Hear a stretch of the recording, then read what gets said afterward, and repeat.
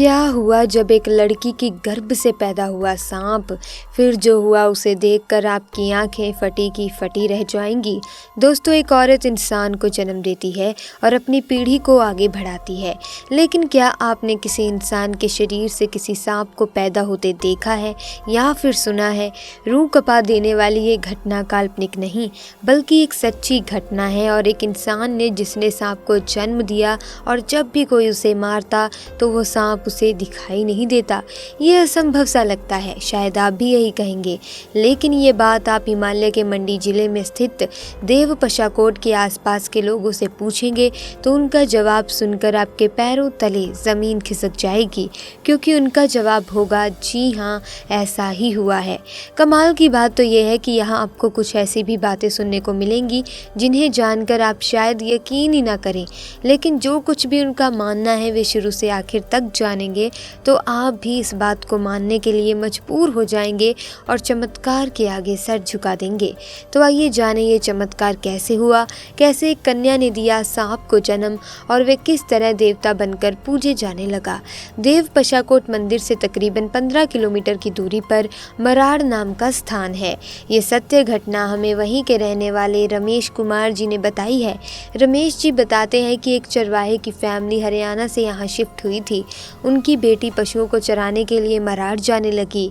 वहाँ एक सरोवर था, वे जब थक जाती तो वहीं बैठ जाती, प्यास लगती तो उसी सरोवर का जल पी लेती, लेकिन हर रोज़ उसे एक आवाज़ गिर जाऊं सुनाई देती। उसे कुछ समझ ही नहीं आता। वे पानी पीती और उस आवाज़ को अपना वहम मानकर घर वापस चली जाती। सरोवर का जल पीने से चरवाहे की बेटी दिन ब दिन कमज़ोर होती जा रही थी। एक दिन उसकी माँ ने पूछा कि आखिर क्या हुआ है जो वह इतनी कमज़ोर होती जा रही है। तब उसने सरोवर के जल की घटना सुनाई। इस पर उसकी माँ ने कहा कि जब इस बार उसे गिर जाऊं की आवाज़ सुनाई दे तब वे कह ही दे गिर जाओ। दूसरे दिन जब लड़की पशुओं को लेकर सरोवर किनारे गई और पानी पीने लगी तो फिर से वही आवाज़ सुनाई दी। तब उसने माँ के कहे अनुसार कहा गिर जाओ। जैसे ही उस लड़की ने कहा कि गिर जाओ तो नदी के किनारे स्थित पहाड़ तुरंत ही गिर गया। इसके बाद जमकर बारिश हुई और वे लड़की वहां से गायब हो गई और पानी में बहती हुई टिकना पहुंची। वर्तमान में इसी स्थान पर पशाकोट देवता का भव्य मंदिर है। कहते हैं कि पशाकोट देव ने उस लड़की से विवाह कर लिया। काफ़ी वक्त बीत गया तो वे अपने मायके मराड़ गई, जहाँ पर उसने सांपों को जन्म दिया। ये देखकर तो उसकी माँ अचंभित ही रह गई और सांपों को मारने का प्रयास करने लगी, लेकिन तभी लड़की और सांप सभी गायब होकर टिकन पहुंच गए।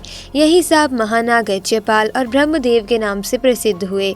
मान्यता है कि जिस तरह चरवाहे की बेटी गर्भावस्था के दौरान अपनी खुशी बांटने मायके गई थी, ठीक उसी तरह पशाकोट देव आज भी हर 3 साल पर सांप के रूप में मराड़ जाते हैं। कहा जाता है कि वे उसी नदी से होते हुए जाते हैं जहां पर उस चरवाहे की बेटी पानी पीती थी। मान्यता है कि जब भी वे मराड़ जाते हैं तो नदी के आसपास लोगों को ढोल नगाड़ों की आवाज़ें सुनाई देती हैं। हालांकि ये आवाज़ें कहाँ से आती हैं किसी को नहीं पता। हर 3 साल पर देव पशाकोट की यात्रा निकलती है जो कि मराड़ जाती है। मान्यता है कि इसमें गांव के प्रत्येक घर से किसी न किसी सदस्य का शामिल होना बेहद ज़रूरी होता है। लोग इस यात्रा में शामिल होकर पशाकोट को प्रणाम करके मन्नतों का धागा बांधते हैं। कहते हैं कि पशाकोट देवता की इस यात्रा में शामिल होने वाले भक्तों की झोली कभी भी खाली नहीं रहती।